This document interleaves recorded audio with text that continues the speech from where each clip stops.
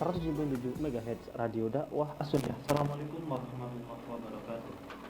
Bismillah, alhamdulillah, wassalatu wassalamu ala rasulillah wa ala alihi wa sahbihi wa mawalah, amma ba'da.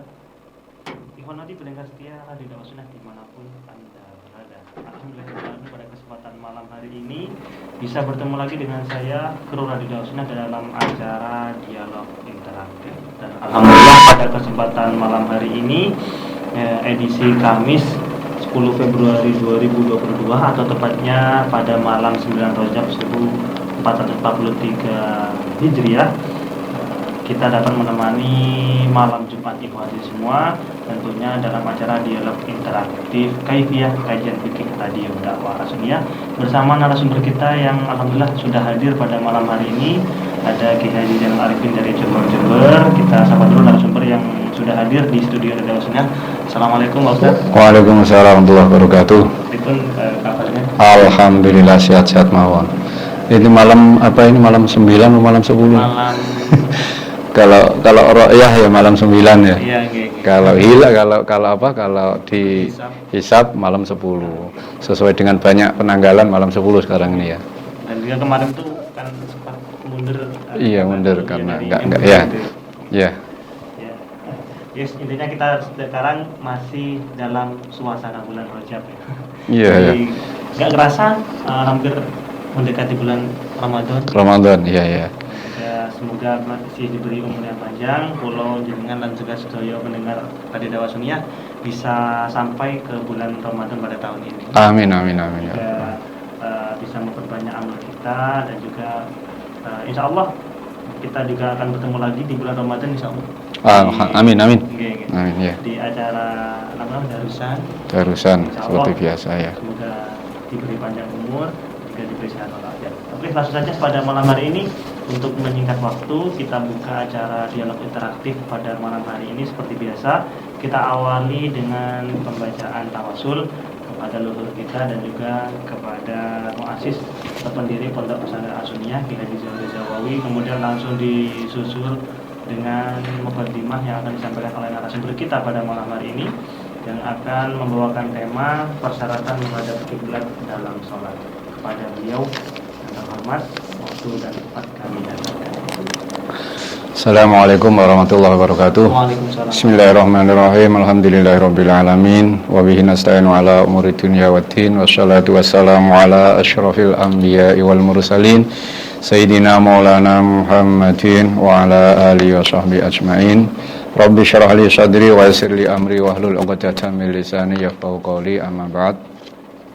Ikhwan ikhwati rahimakumullah, pendengar setia Radio Dakwah As-Sunnah dimanapun berada, alhamdulillah pada malam hari ini wabil khusus kepada yang ada di dekat saya, Mas Sofyan Sauri beserta kru Radio Dakwah As-Sunnah. Alhamdulillah pada malam hari ini kita masih bisa berjumpa walaupun via udara.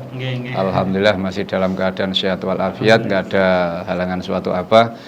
Semoga kita semuanya selalu diberi kesehatan oleh Allah Subhanahu wa taala, seperti yang tadi dikatakan, barokah di bulan Rajab, barokah di bulan Sya'ban, dan nyampe pada bulan Ramadan, dan semoga dosa-dosa kita diampuni oleh Allah Subhanahu wa taala. Ikhwan akhwati rahimakumullah, yang kedua sholawat salam diaturkan kepada beliau junjungan kita yang pada bulan Rajab ini memperingati malam Isra Mi'rajnya ya, malam diwajibkan melaksanakan ibadah puasa, sehingga nanti tepat dengan pembahasan kita menghadap kepada kiblat nanti.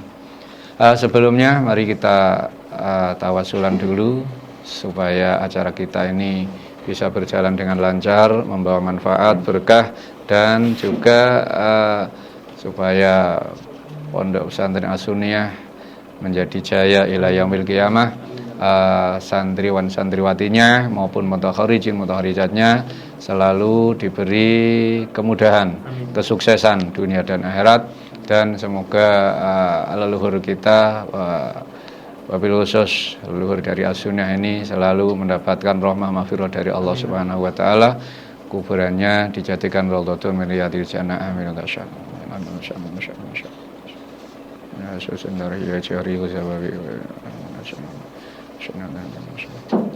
Al-Fatihah. A'udzubillahi minasyaitonirrajim. Bismillahirrahmanirrahim. Alhamdulillahirabbil alamin, arrahmanirrahim, maliki yaumiddin. Iyyaka na'budu wa iyyaka nasta'in. Ihdinas siratal mustaqim, siratal ladzina an'amta 'alaihim ghairil maghdubi 'alaihim waladdallin. Amin. Wanawati rahimakumullah, pendengar setia Radio Da'wah Sunniyah. Kita ketahui bahwa di antara syarat-syaratnya sholat yaitu harus menghadap kepada kiblat. Itu sesuai dengan dawuh Allah Subhanahu wa taala, wa haitsuma kuntum fawallu wujuhakum syatrah. Dimanapun kamu berada, maka palingkan wajahmu atau hadapkan wajahmu ke syatrah, ke ancer ya, ke arah Ka'bah, ke arah kiblat. Lah, sementara menghadap kiblat, menghadap Ka'bah itu tidak ada kewajiban kecuali di dalam masalah sholat. Sehingga berarti kewajiban untuk menghadap kiblat di dalam masalah di dalam melaksanakan sholat itu merupakan suatu keharusan sesuai dengan ijma' ulama. Jadi ijma' ulama, sepakatnya ulama menyatakan bahwa dalam sholat wajib menghadap kiblat, yaitu termasuk syarat sahih sholat. Malah kewajiban menghadap kiblat itu mengalahkan dari kewajiban berdiri. Ya, menghadap kiblat termasuk syarat sahih sholat, berdiri termasuk rukunnya sholat. Tapi kewajiban menghadap kiblat dari dawai ulama itu melebihi daripada kewajiban berdiri. Buktinya, kalau berdiri itu kalau sholat wajib memang harus. Cuma kalau sholat sunat tidak ada kewajiban untuk berdiri. Sedangkan menghadap kiblat, menghadap Ka'bah itu wajib dalam sholat wajib, sholat fardu maupun sholat sunat, kecuali ketika ada uzur seperti nanti sholat sunat dalam perjalanan dan lain-lain. Itu. Jadi kewajiban menghadap kiblat itu adalah sesuatu yang sangat urgen sehingga perlu dibahas dalam malam ini. Ewan akhwati rahimakumullah, jadi dasar dalilnya adalah seperti itu, serta dawuh Kanjeng Nabi Muhammad sallallahu alaihi wasallam kepada al-musi' sholatah, sahabat yang terkenal dengan al-musi' sholatah, yang jelek sholatnya, yaitu Khalad bin Rafi' Az-Zuraqi Al-Ansari.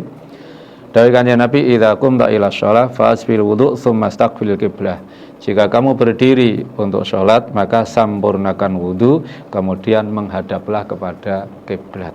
Kiblat yang dimaksud adalah, untuk kiblat sekarang ini adalah Ka'bah. Nah, dalam pembahasan ini sehingga sholat, baik sholat wajib maupun sholat fardu maupun sholat sunat, itu semuanya harus menghadap kiblat, kecuali satu, yaitu sholat syiddatul khauf. Ketika banget wedi akhirnya gak iso madhep kiblat, ya terserah, nggak masalah. Yang kedua yaitu sholat sunat dalam bepergian, yang bepergian nih yaitu tidak krono maksiat. Jadi seandainya jenengan mau pergi, walaupun perginya tidak disyaratkan harus pergi jauh, walaupun pergi yang dekat-dekat saja. Contoh dari Kencong ingin pergi ke Jember. Nah, Maka gimana? Maka diperbolehkan tidak menghadap kiblat. Yang wajib menghadap kiblat hanya ketika takbiratul ihram. Jadi takbiratul menghadap kiblat. Setelah itu terserah menghadap kiblat boleh, menghadap sesuai dengan adepe kendaraan. Ya, kendaraan ini madhep ngalor berarti sholatnya ngadep ngalor. Yang penting ketika takbiratul ihram menghadap kepada kiblat. Setelah itu terserah menghadap, terserah bisa pilihannya menghadap Ka'bah, kiblat, bisa menghadap sesuai dengan adepe kendaraan. Kendaraan ini menghadap ke timur nggak masalah. Jadi kalau seandainya dari sini ya, dari radio ini, kemudian mobilnya dibelokkan menghadap ke arah barat dulu, setelah itu ngalor, setelah ngalor muetan, nggak masalah. Nggak masalah. Perjalanannya tidak harus berjalan yang jauh yang boleh jamak qashar, tidak. Pokoknya perjalanan yang masalah Jumatan itulah, yang pokoknya nggak usah jauh-jauh lah, beda desa atau beda kecamatan sudah bisa. Ehwati rahimakumullah lah, yang dimaksud menghadap kiblat itu menghadap apanya? Nah, sehingga banyak yang menjadi rancu ya. Kalau mazhab kita yang dimaksud menghadap kiblat adalah menghadap istiqbalu ainil kiblah, yaitu menghadap kahanane Ka'bah. Karena ada kaul yang menyatakan, untuk menghadap itu tidak harus menghadap ainil kiblah, cukup menghadap jihadil kiblah, menghadap arahnya. Jadi kalau menghadap jihah, kalau orang Indonesia sholat berarti menghadap barat, baik baratnya mojok kanan, mojok kiri, mojok ngalor, mojok ngidul, cek kanan, cek madhep ngulon lurus, tidak masalah. Kalau itu menggunakan kaul yang kedua, yaitu menghadap jihadil kiblah. Tapi kita tidak menggunakan yang itu, kita menggunakan yang istiqbalu ainil kiblat, madhep kahanane Ka'bah, madhep kahanane kiblat. Sehingga tidak hanya kita madhep arah tok, tapi harus madhep kahanane. Lah madhep kahanane itu ada kalanya satu, ketika kita dekat di sana, di Ka'bah sana. Contoh bagi jamaah haji atau jamroh yang ada di sana, ketika sholat harus persis madhep kiblat, madhep Ka'bah. Bisa dengan persis, karena apa? Karena bisa dengan yakin, karena dekat di sana. Kalau nggak dekat di sana, maka bagaimana? Bisa menggunakan satu, yaitu menggunakan istihad atau mengikuti tanda-tanda yang ada. Contoh, kalau kita masuk ke satu daerah, di situ ada masjid itu ada mihrabnya, ono pengimaman, maka kita sudah mengikuti pengimaman tersebut, yaitu istilah bahasane yaitu baru adlin sikot. Jadi ada kabar dari orang adil yang bisa dipercaya. Sehingga ketika kita masuk di satu daerah, atau contoh kita di daerah kita sendiri, kok di situ ada masjid, dan pasti kalau masjid mesti ada pengimaman. Kalau musola ya juga ada pengimaman juga, tapi ada juga yang musola tanpa pengimaman. Sehingga kita ketika masuk masjid dan di situ ada pengimaman, kita tidak boleh istihad masalah arahnya. Ya arahnya. Contoh, namanya kita pergi ke satu daerah, kita rada bingung, sehingga arah utara kita anggap sebagai arah barat. Tapi setelah melihat masjid, masjid kok menghadapnya ke sana, berarti itu sing tak anggap arah barat tiba arah utara. Kita tidak boleh terus bersikeras, gak, aku wis yakin nek iki sing arah kiblat. Tiba arah utara. Enggak boleh. Jadi kalau sudah ada mihrab di masjid tersebut, sudah ada pengimaman, kita tidak boleh istihad masalah arahnya. Kita harus mengikuti arah yang ada di mushola di pengimaman masjid tersebut. Jadi pamane arah baratnya masjidnya rono, berarti kulon rono, enggak boleh. Wah, enggak cocok aku kulon rene sesuai ijazah sendiri, enggak boleh. Enggak boleh karena itu sudah istilah bahasanya barsikotin adlin. Yang boleh kita istihadi ketika dalam mihrabnya masjid tersebut hanya masalah serongnya rodok nganan atau rodok ngiri. Nah itu yang boleh kita istihadi. Tapi nek masalah arah enggak boleh.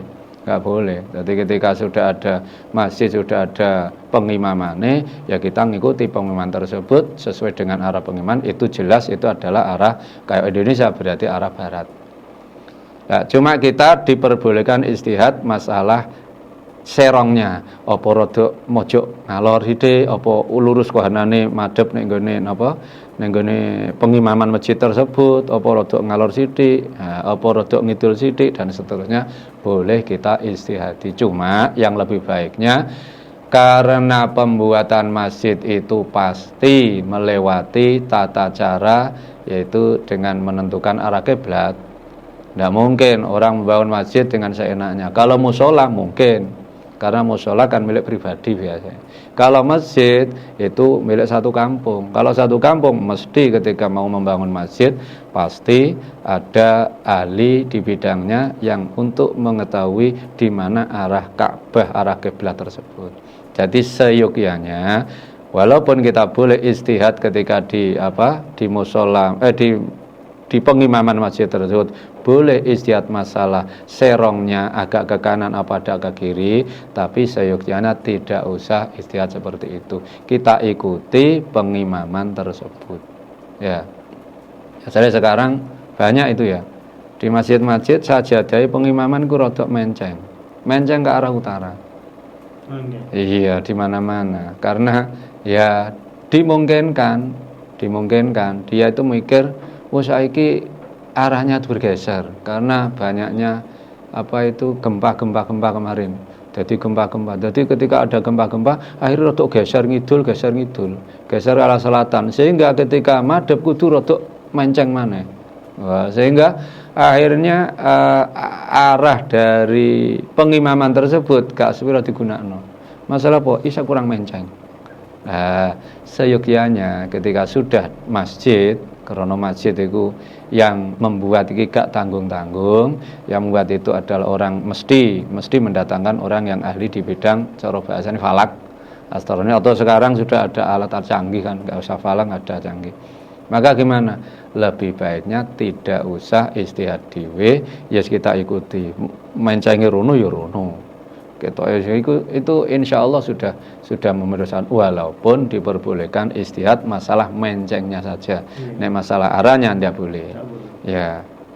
Terus yang ketiga, yang berikutnya ketika tidak ada kabar adil, baru dengan istihad sendiri. Jadi ketika sudah tidak ada kabar wong adil, jadi gak ono wong adil, artinya contoh pane di daerah tersebut golek masjid gak ono, musola gak ono pengimamane, kita hanya di rumah tok, iki ndi ya kira-kira Ka'bah iki ndi. Lah itu boleh menggunakan ijtihad. Boleh enggak ijtihad. Yang paling akhir adalah taklid saja. Wis sampean cara sampean ndi kono, ya wis aku melu ya wis. Seperti itu. Ewan ewati rahimakumullah. Jadi itulah tahapan-tahapan kita untuk mengetahui arah kiblat, yaitu dengan cara kalau memang di dekat Ka'bah ya dengan cara mengetahui secara pasti, mengetahui sendiri. Kalau tidak, seperti kita jauh di Indonesia, yaitu kita mengikuti kabarnya orang adil, atau yang berikutnya yaitu kita istihad sendiri. Maksudnya bawain agak ngikuti ya kita istihad sendiri. Atau yang paling akhir yaitu kita ikut kepada orang yang bisa istihad. Wis pokoknya aku anut sampean madhep endi sikulah. Ewan ewati rahimakumullah, dalam masalah penentuan arah kiblat itu memang daerah kita atau Indonesia itu kan berada di LS, Lintang Selatan.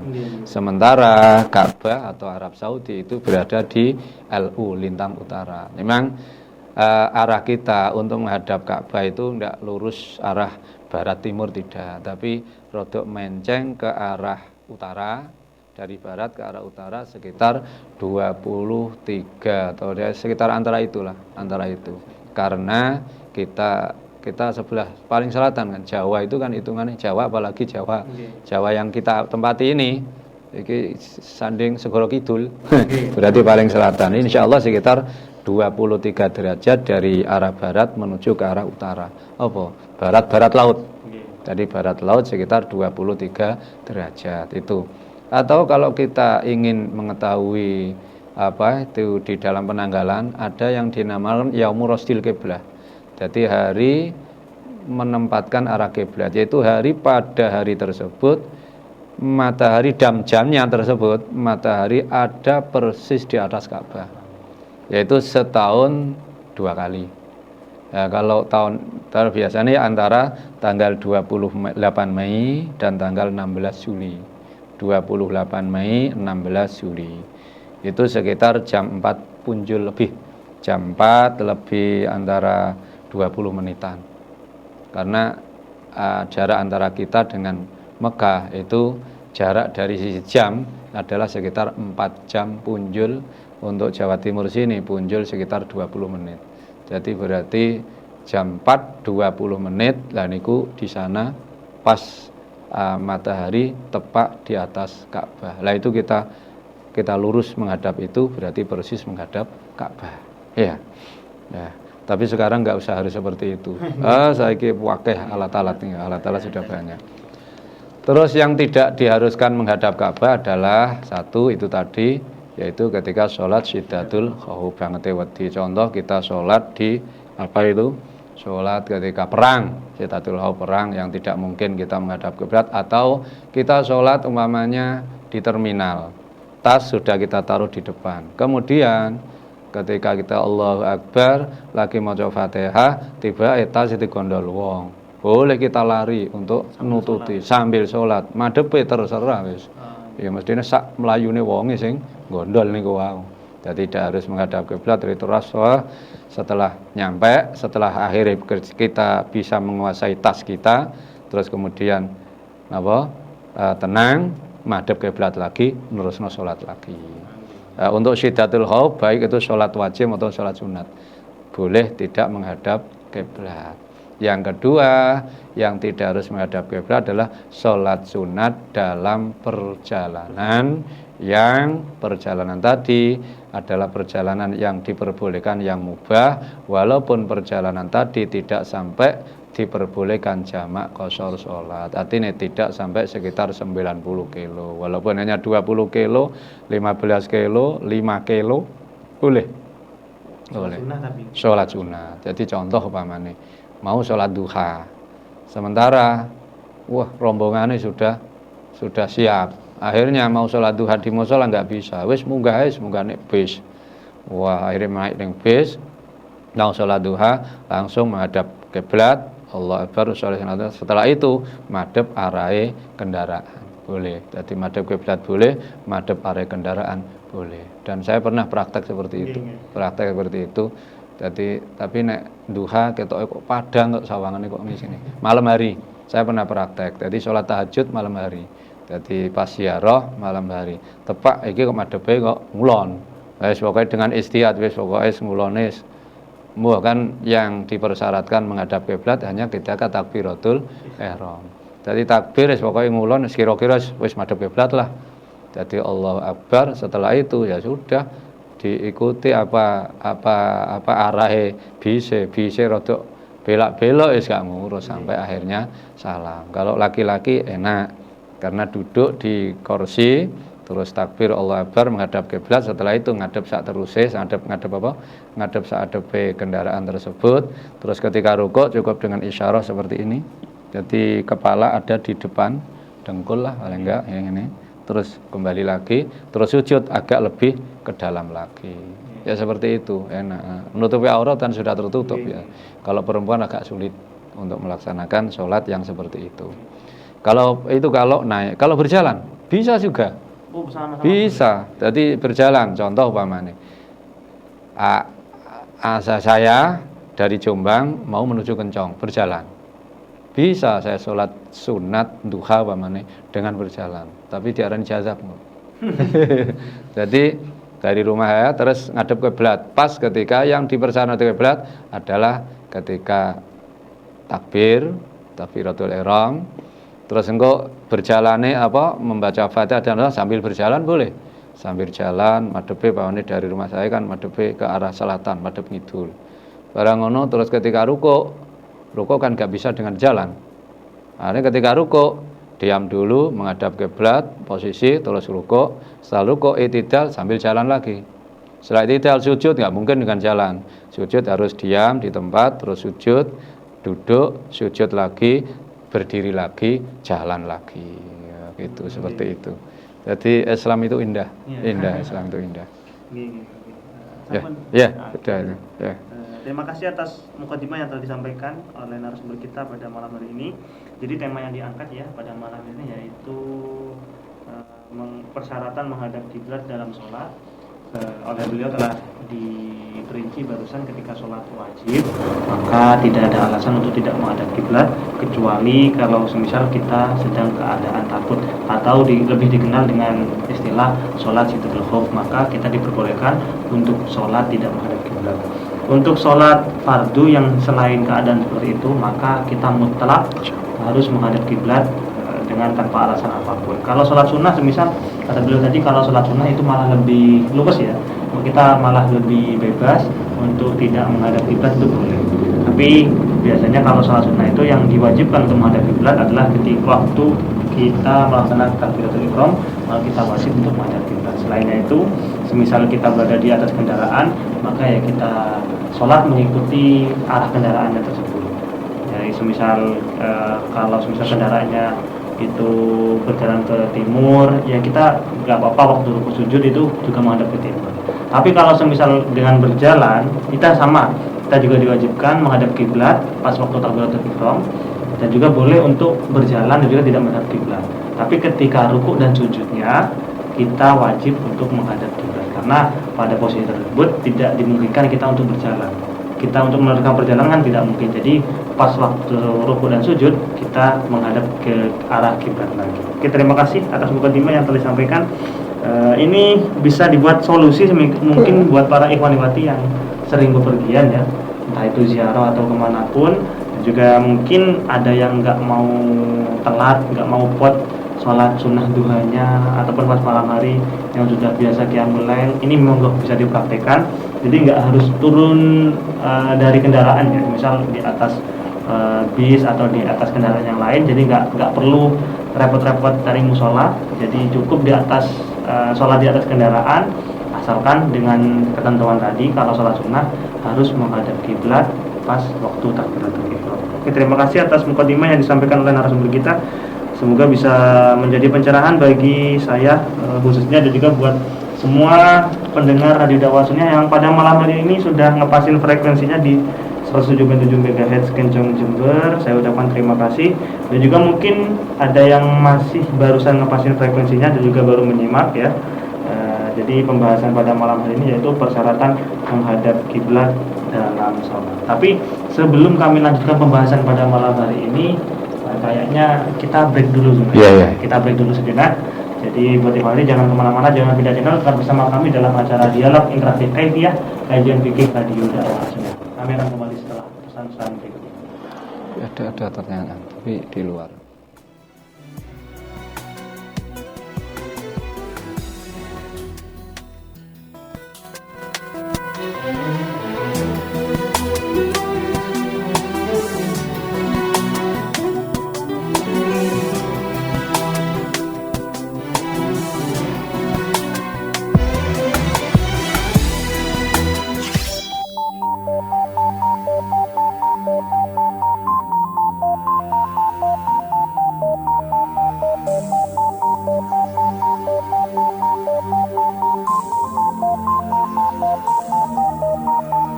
Anda masih bersama kami 107.7 MHz Radio Dakwah As-Sunniyah.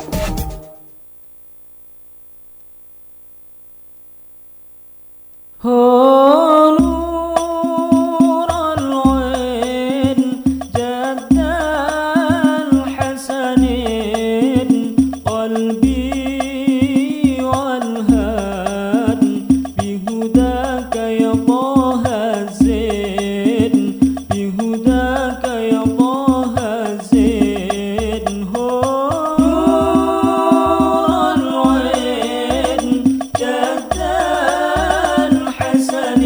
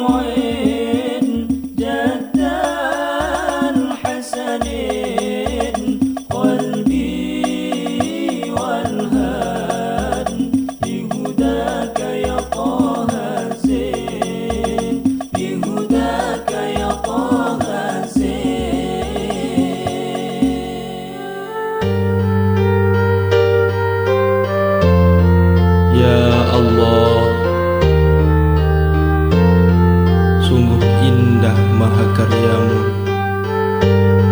Segala yang Engkau ciptakan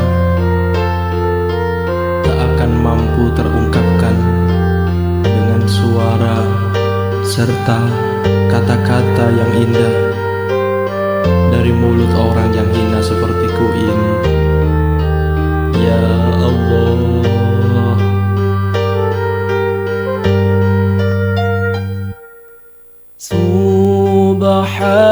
Subhanallah walhamdulillah wa la ilaha illallah. Subhanallah walhamdulillah wa la ilaha illallah.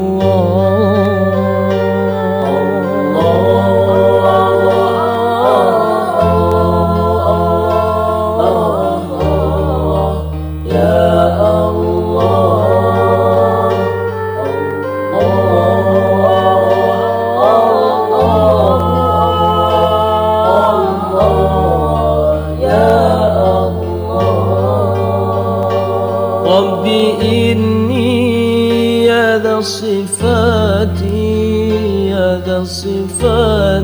al-aliyah qaimun bil ghina uridu atiyah.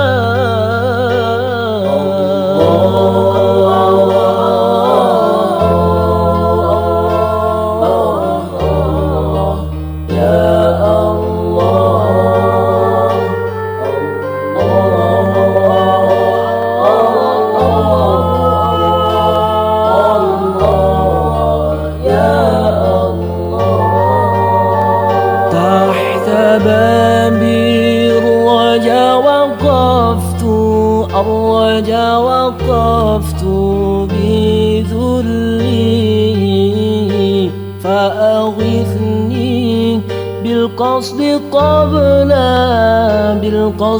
قبل المانية.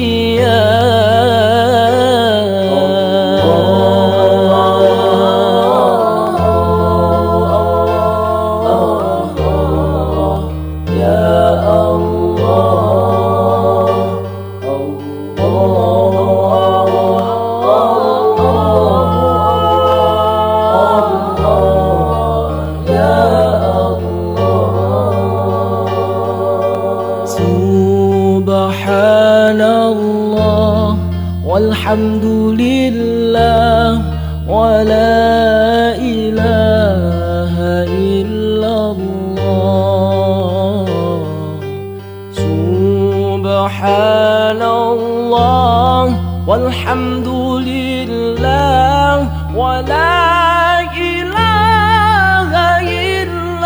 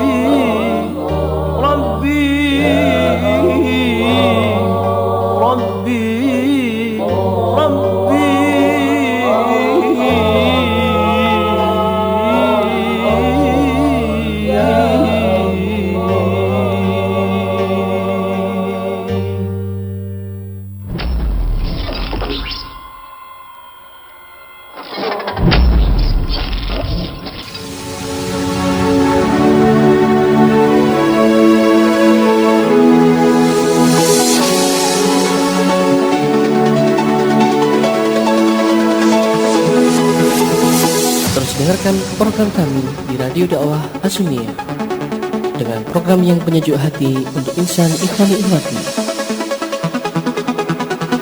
Radio yang dipancarkan di tengah pondok pesantren Asunia dengan gelombang 107.7 MHz. Bersama dengan channel 107.7 MHz, dakwah kita kan selalu di hati.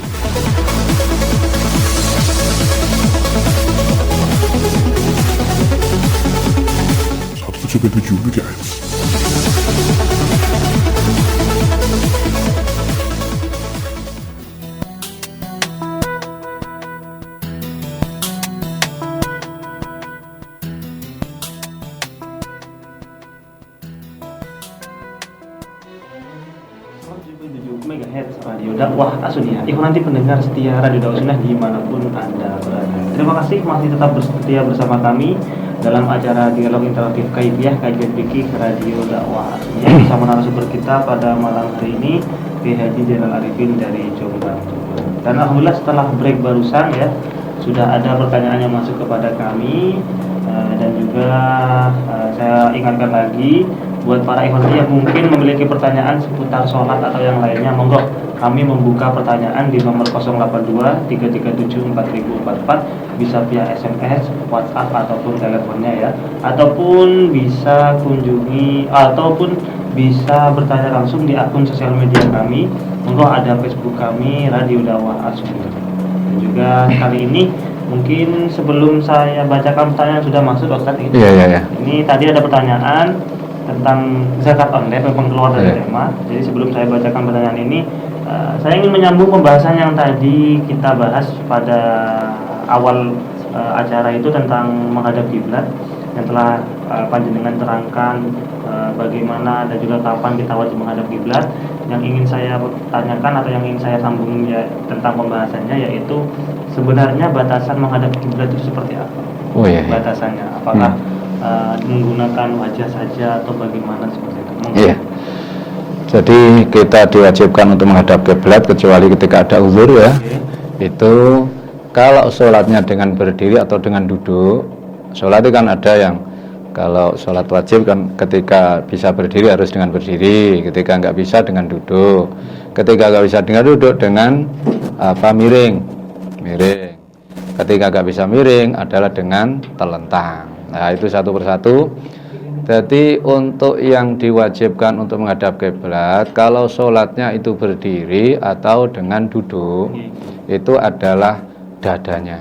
Oh kalau berdiri atau duduk itu dadanya. Dari dada yang dianggap yang dipersyaratkan untuk menjadi untuk dihadapkan kepada kiblat adalah dada. Untuk wajah tidak. Oh, mboten wajah. Tidak. Dada ketika keadaan berdiri. Ketika keadaan dari dada secara hakiki. Dada ketika berdiri atau duduk. Ketika dengan keadaan ruku, dada ini kan ada pengisor. Jadi hukman. Secara hukman. Jadi kalau sholatnya dengan berdiri atau dengan duduk, yang dipersyaratkan menghadap kiblat adalah dadanya. Ketika dalam keadaan berdiri atau duduk tadi, maka hakikinya dodo ini menghadap. Kalau pas keadaan dia ruku, kan nggak madhepnya ke bawah, hukman. Ya, kalau seperti itu berarti yang diwajibkan hanya dadanya. Berarti kepala tidak wajib menghadap kiblat. Meskipun tolah-toleh. Ya tolah-toleh hukumnya makruh paling. Jadi sholat dengan toleh kanan, toleh kiri, tapi nanti fi'lunya hubungannya fi'lu. Kalau nolehnya nggak masalah. Jadi karena yang diwajibkan adalah dada. Dan perlu diketahui, nuwun sewu itu banyak juga yang kurang memahami. Nuwun sewu ketika salam. Ketika salam memang kan dianjurkan, disunahkan ketika salam itu menghadap salam pertama menghadap kanan, salam kedua menghadap kiri. Itu memang disunahkan ketika salam pertama pipi kanan bisa kelihatan dari arah belakang. Jadi menoleh lah, noleh. Ketika salam kedua pipi kiri bisa dilihat dari belakang noleh ngiri. Lah nyuwun sewu kadang-kadang noleh kebablasan, tidak hanya kepala tok tapi sak dodo melu noleh. Atau mungkin karena dia itu apa istilahnya, gulune kenger, gak iso dienggo noleh. Lah bagaimana? Kemudian akhirnya salami ora hanya kepalane tok sing noleh tapi sak dadane mergo kenger. Nah, bagaimana ketika terjadi hal seperti itu? Kalau sampai sak dadane bisa noleh, tidak menghadap kiblat, bisa membatalkan sholat. Iya. Jadi Pak nih, ini seperti ini ya, kayak saya menghadap kiblat terus. Assalamualaikum, ya kan? Assalamualaikum. Belum kum dada sudah menghadap yang bukan kiblat, dia bergeser dari arah kiblat, itu bisa menjadikan batalnya sholat. Nah, itu banyak orang yang kurang mengetahui itu. Jadi mesti ini assalamualaikum itu hanya kepala, hanya wajah saja. Assalamualaikum warahmatullahi wabarakatuh. Dodo tetap menghadap kiblat, tetap lurus ke arah kiblat, arah barat itu. Kalau kiri, assalamualaikum warahmatullahi wabarakatuh, tetap dada menghadap kiblat. Jangan sampai dada ikut-ikutan dengan wajah. Ikut noleh nganan sak dadane, noleh ini sak dadane. Kalau seperti itu bisa membatalkan sholat, karena syarat itu sesuatu yang harus dilaksanakan sebelum sampai berakhirnya. Lah menghadap kiblat itu syarat, berarti harus sebelum sholat sudah menghadap, sampai salam yang kedua itu juga masih menghadap kiblat. Lah itu kadang yang agak kurang dimengetahui oleh sebagian masyarakat kita. Jadi lek upamane kok gulu kenger sehingga nggak bisa noleh, ya nggak usah noleh, wong sunat saja. Jadi tetap assalamualaikum warahmatullahi. Yang penting kan salamnya, bukan nolehnya. Nah, terus ngiri ya assalamualaikum warahmatullahi. Ngene tok, nggak usah katek ngene. Masalahnya gak iso noleh. Ngoten nggih. Itu ketika sholatnya dengan berdiri atau dengan duduk. Kalau sholatnya dengan miring, maka yang wajib menghadap kiblat adalah tubuh bagian depan.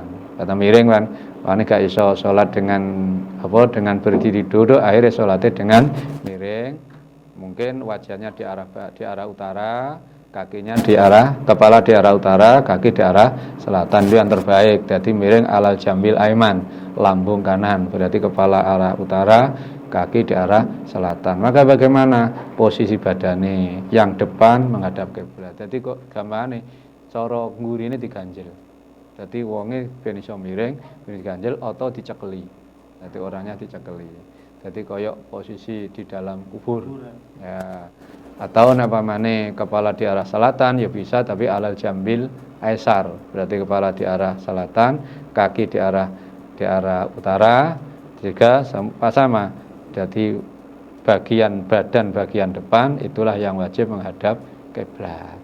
Kalau sholatnya dengan telentang, maka yang menghadap kiblat satu delamaane, rakaat delamaan menghadap kiblat, yang kedua kepala, sehingga kepala harus diganjel, dibantali. Itu. Ya itu yang tadi panjenengan tanyakan, yang kadang menjadikan yang kebatalnya sholat yang tidak diketahui oleh masyarakat, yaitu tadi ketika salam jangan sampai dada itu ikut-ikutan untuk menghadap kanan atau menghadap kiri. Jadi tetap dada menghadap kiblat. Yang noleh itu hanya kepalanya saja, wajahnya saja. Jangan sampai dadanya ikut noleh. Ya. Terima kasih atas penjelasan tambahannya. Jadi kalau tadi kita sudah mengetahui syarat-syarat menghadap kiblat itu kapan, juga barusan beliau menambahi tentang keterangan yaitu batasan menghadap kiblat. Jadi ukuran kita sholat itu dianggap menghadap kiblat adalah ketika memang dada kita itu menghadap ke arah kiblat pas keadaan sholat berdiri atau duduk. Jadi kalau kita berdiri, maka yang wajib lurus ke arah kiblat adalah dada kita. Kalau wajah gimana? Menurut beliau wajah itu sunnah. Jadi kalau nolehnya itu ketika salam itu sunnah, makanya ketika salam itu wajah kita tidak mengarah ke kiblat itu tidak apa-apa. Tapi kalau semisal waktu salam dada kita juga ikut bergeser ke kanan ke kiri dan juga sampai tidak menghadap kiblat, maka sholat kita bisa batal. Dan juga ini memang sering ya. Iya, sering. Banyak terjadi. Orang awam di anak-anak mungkin ya anak-anak pesantren yang masih belum mengetahui ya. Banyak itu karena ya yang biasanya kalau anak-anak memahami itu kalau misal pas musyawarah belajar yang menghadap kan identik dengan wajah. Oh iya, menghadap itu Ternyata wajah. kalau di kitab-kitab Turos yang kitab-kitab lama itu ternyata yang dibuat patokan ada ke dada ternyata. Ya itu nggak kitab lama, sekarang itu juga sama. Walaupun bahasa menghadap biasanya dengan wajahnya. Tapi nyatanya sholat dengan noleh nganan, noleh ngiri kan tidak membatalkan, hanya makruh. Makruh ketika nggak ada hajat lah, ya. Dan juga kalau semisal sholat kita tidur dengan ke arah kanan atau kiri, maka yang wajib menghadap kiblat adalah badan bagian depannya. Kalau miringnya ke kanan, ya sama. Berarti tidurnya itu seperti orang akan dikubur itu, berarti tangan kanan berada di bawah, iya. kiri di atas. Istilah alal jambil aiman, lambung kanan. Kalau yang dibalik ya nggak apa-apa, tapi lebih utama yang kanan gitu. Yang kanan, alal jambil aiman. Kalau dibalik tapi nggak masalah. Nggak masalah. Nah, seperti itu. Kalau misal tidur kita itu nggak tidur utara selatan tapi ke barat dan timur, terlentang. Nah, berarti istilah sholat itu dengan terlentang. Maka yang wajib menghadap adalah kepala diganjel, jadi badan dulu dikit, terus kalau bagian telapak kaki. Seperti itu. Terima kasih atas penjelasan tambahannya, juga ini sangat penting sekali ya. Ini bisa jadi penambahan wawasan bagi kita. Misal nggak bisa salam itu, nggak bisa noleh, ya hukumnya nolehnya sunnah. Jadi misal nggak noleh pun nggak apa-apa, asalkan jangan sampai dada kita itu ikut berpaling dari arah kiblat. Oke Pak Yai, ini ada pertanyaan ya via WhatsApp tadi nih. WhatsApp nih. Dari Mbak Ani di Gumuk Emas ya. Mau bertanya tentang zakat dagang online. Dagang online. Maaf Pak Yai, keluar dari tema sholat ya nggak apa-apa. Yang ingin ditanyakan kami adalah bagaimana cara menghitung zakat dari jual beli online itu. Terima kasih. Monggo langsung. Jadi kita ketahui sekarang ini memang tren. Dan kenapa kok ditanyakan tentang zakat tadi jenengan membahas tentang sedang Pak Ramadan biasa itu zakat identik dengan Ramadan, walaupun zakat dagangan biasanya identik dengan likuran, jadi golek ganjaran likuran Ramadan itu ya.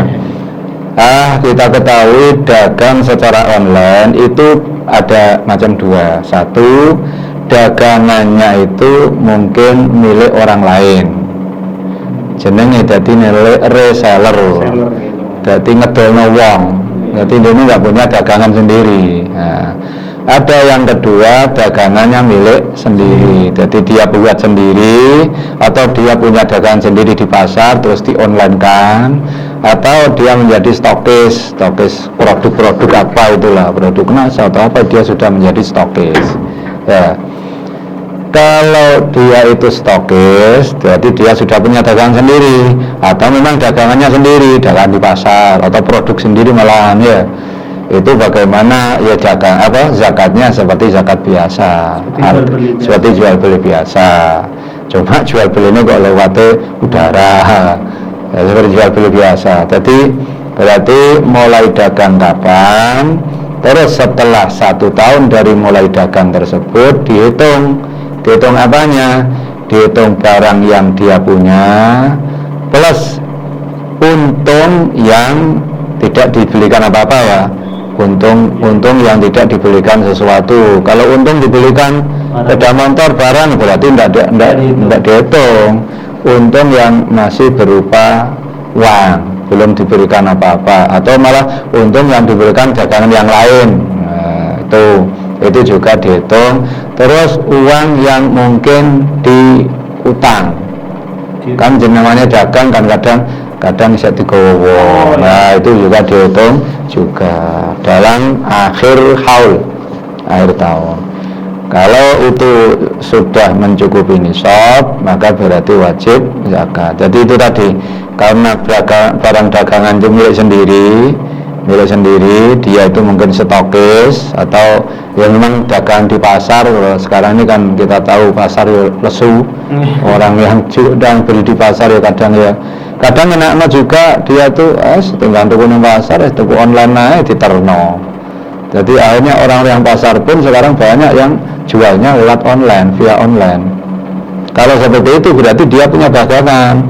Ya, ketika dia punya dagangan, berarti mulai dagangnya kapan, terus akhirnya dihitung sampai 1 tahunnya, Terus 1 tahunnya dihitung dagangan yang ada itu berapa, tapi dagangan yang ada ditibari harga belinya, bukan harga jual, harga kulae, harga pokoknya, bukan harga jualnya, karena mesti kan harga pokok dan harga jual kan beda. Jadi barang yang ada itu harga pokoknya berapa dihitung, terus kemudian labanya yang tidak dijadikan barang. Jadi laba yang memang betul-betul ora didadekno barang-barang yang atau barang dimakan. Dimakan laba dimakan nggak usah dihitung, atau laba ditokno lemari nggak usah dihitung karena lemari sudah tidak menjadi barang dagangan. Ya, laba yang masih uang atau diberikan barang dagangan yang lain untuk pelebaran itu juga dihitung. Terus uang yang masih dimiliki diutang oleh wong liya. Jadi kan kadang nggowo barang, jadi nggowo tapi orang dibayari lah, itu dihitung juga. Setelah dihitung semuanya, kok sudah dapat nisab, maka berarti wajib dizakati. Ya. Kalau nisabnya sendiri? Kalau nisabnya sendiri sekitar berapa, ada khilafan itu ya. Ada yang mengatakan 66, berapa, tapi emas murni. Oh, yang 24 karat. 24 karat. Lah 24 karat sekarang berapa itu? Sekarang 700 atau berapa itu? Ya? 900 malah. 900 kali 6 berapa itu? 54 lebih. Jadi ya sekitar 60-an paling. Sekarang terus nisabe sekitar, masalah hitungannya itu memang khilaf ya, ono sing dari di satu kitab di 66, berapa. Di kitab yang lain ada yang 70, macam-macam. Nah, itu ditibari emas murni. Jadi uangnya kita ngambil yang 66, berapa itu wes. Nah, antara 67 lah. Jadi antara 67 sampai 70 lah sekitar gitu emas murni. Emas murni itu sekarang berapa? 900.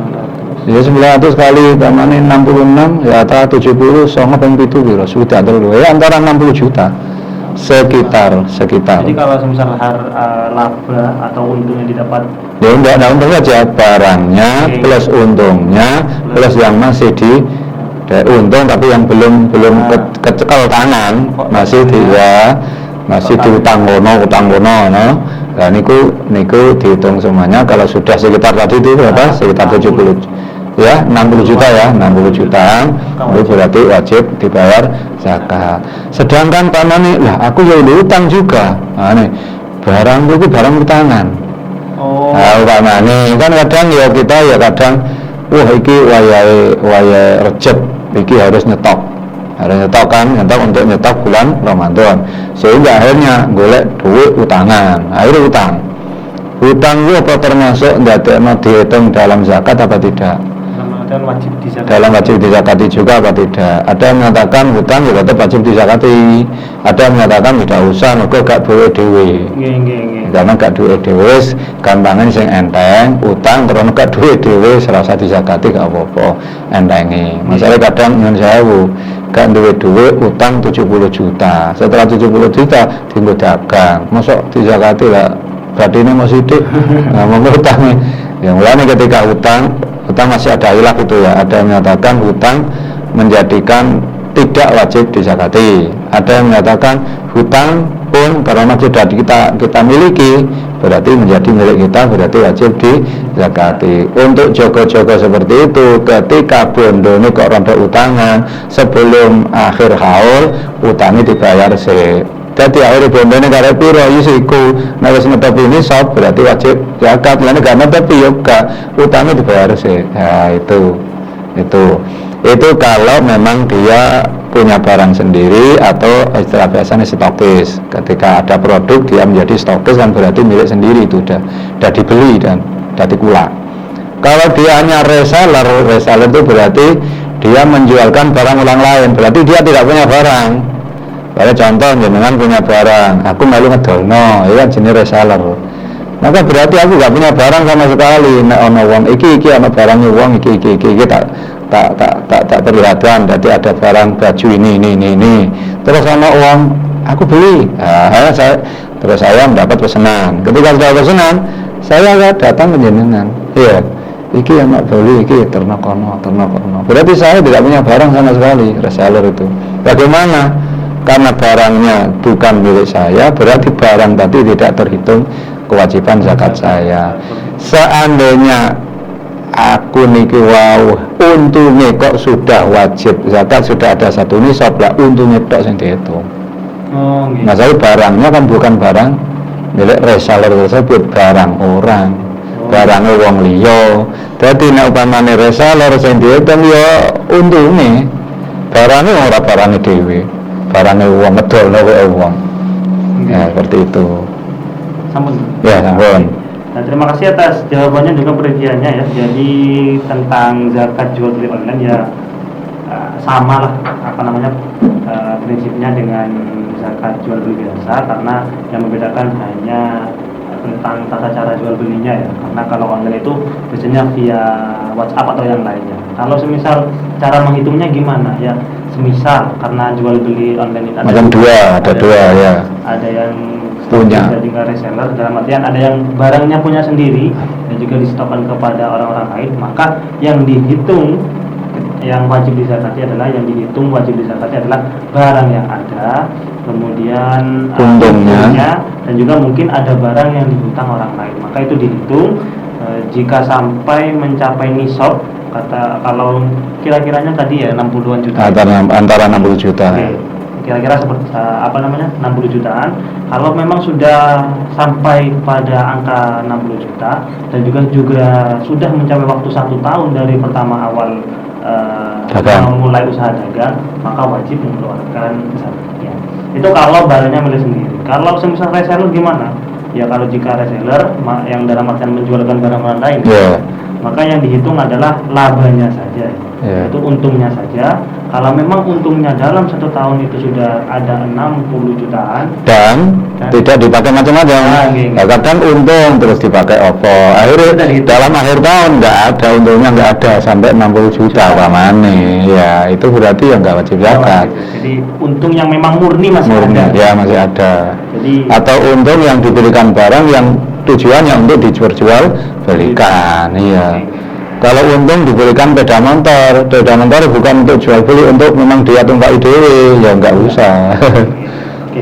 Jadi itu ya, ada sama-sama wajib, cuma yang membedakan adalah tentang barang-barang yang dihitung. Semoga jawaban dari beliau bisa menjadi pencerahan untuk tadi sang penanya ada di Gumul Mas, dan juga terutama untuk semua mungkin yang kali ini lebih sering memang membuka usaha jual online. Iya. Mungkin ini bisa menjadi pencerahan karena memang ya pasarnya lesu, ya. Dan sekarang itu orang itu apa istilahnya? Ngalem. Jadi malas tuku di sana. Akhirnya harus boleh online. Dan ketika online itu semuanya di situ kan ada. Semua di situ ada. Kadang-kadang menemukan harga yang miring. Kadang-kadang di toko biasa kono mahal. Online kan persaingan ketat.